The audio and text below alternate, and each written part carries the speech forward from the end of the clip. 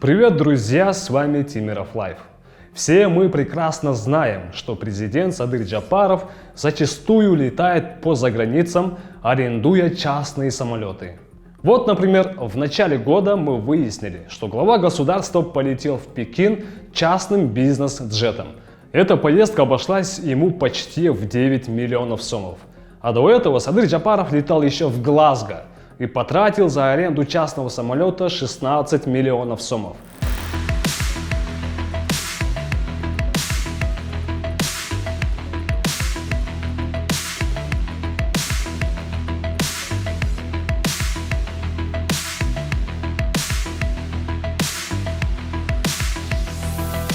Ну и у президента было еще несколько таких поездок.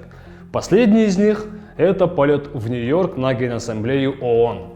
На этот раз Джапаров воспользовался услугами очередного бизнес-джета Bombardier Global Express XRS. И вот как прокомментировал эту поездку замглавы Кабмина Эдиль Байсалов. Самолет – это не роскошь, а средство передвижения. На другую сторону планеты и обратно, в кратчайшие сроки, в полувоенных условиях, когда ответственность несешь за 7 миллионов граждан. У Free KG скоро будут десятки госсамолетов и вертолетов. А пресс-секретарь президента заявил, что на самолете летели бесплатно, потому что хотят купить его. В начале года я сообщал о том, что Кыргызстан купит новый самолет для зарубежных поездок. В США мы полетели на самолете Bombardier Global Express XRS бесплатно, в тестовом режиме. Кыргызская сторона предоставила только топливо. Условились, что если кыргызскую сторону все устроит, то приобретем этот самолет в лизинг. Ну и как мне кажется, новый самолет хотят купить из-за того, что нынешний президентский борт номер 1 устарел. Но интересно еще то, что Садыр Джапаров 12 октября этого года полетел в Астану старым президентским бортом Ту-154. 27 октября глава государства снова прибыл в столицу Казахстана с рабочим визитом.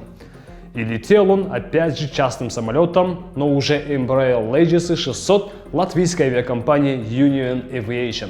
Друзья, сейчас расскажу, как мы это узнали. В 9:30 утра в СМИ появляется новость. Садыр Джапаров отправился в Казахстан. В это же время на сайте Flight Radar замечаем, как из Бишкека в сторону Астаны летит бизнес-джет Embraer Legacy 600. Самолет приземлился в столичном аэропорту в 10:30 утра. Хочу отметить, что других рейсов в это время из Бишкека в Астану не было. Об этом свидетельствуют данные системы отслеживания за воздушными рейсами Flight Radar. Тем более на сайте президента не опубликовали фото самолета.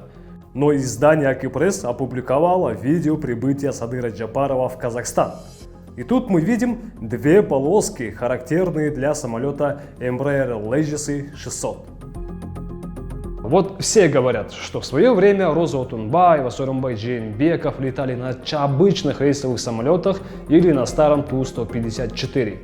Также в качестве примера некоторые приводят президентов и других стран, что вот, мол, они все такие простые, не устраивают пир во время чумы. Ну а кто им запрещал-то летать на частных самолетах?